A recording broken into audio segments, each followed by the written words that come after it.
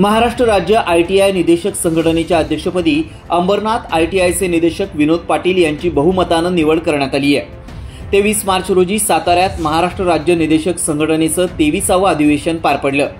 यावेळी पार पडलेल्या निवडणुकीत विनोद पाटील हे बहुमतानं अध्यक्षपदी निवडून आलेत, तर उपाध्यक्ष म्हणून संजय कुमार खर्चे, सरचिटणीसपदी राजेश खडबडे, खजिनदारपदी प्रवीण वायंदेशकर आणि इतर 6 सभासद विजयी झालेत। दर 3 वर्षांनी ITI निदेशकांच्या कार्यकारिणीची निवडणूक प्रक्रिया पार पडते। राज्यातील जवळपास 6000 ITI निदेशकांचे नेतृत्व करणारी संघटना असून निदेशकांच्या समस्या सोडवण्यासाठी ही संघटना राज्य पातळीवर कार्यरत आहे। संघटनेच्या स्थापनेपासून गेल्या 45 वर्षात मुंबई विभागाला संघटनेचं अध्यक्षपद मिळालं नव्हतं। मात्र यावेळी मुंबई विभागातील निदेशकांच्या अथक प्रयत्नांमुळे मुंबई विभागाला अध्यक्षपद मिळालंय।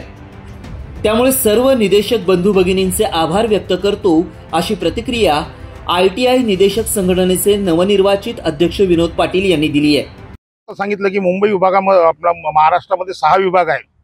आमची जी संघटना आहे 3 स्तरावर काम करते, एक राज्यावर असते, एक रिजनवर असते आणि एक स्थानिक शाखा।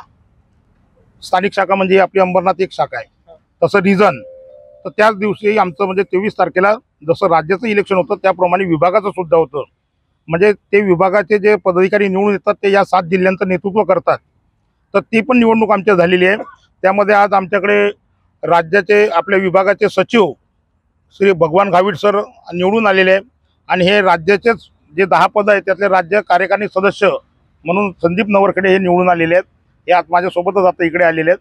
तर राज्य विभागाच्या ज्या कार्यकारिणी असतात त्या 7 लोकांच्या असतात आणि राज्य जे आहे ते 10 लोकांचे असतात।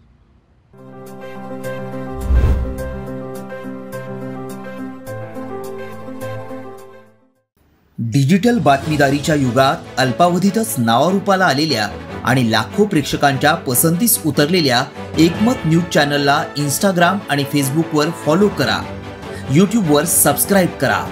एकमत न्यूजशी संपर्क साधण्यासाठी 6384040404 या क्रमांकावर कॉल करा। बातमी म्हणजेच एकमत न्यूज।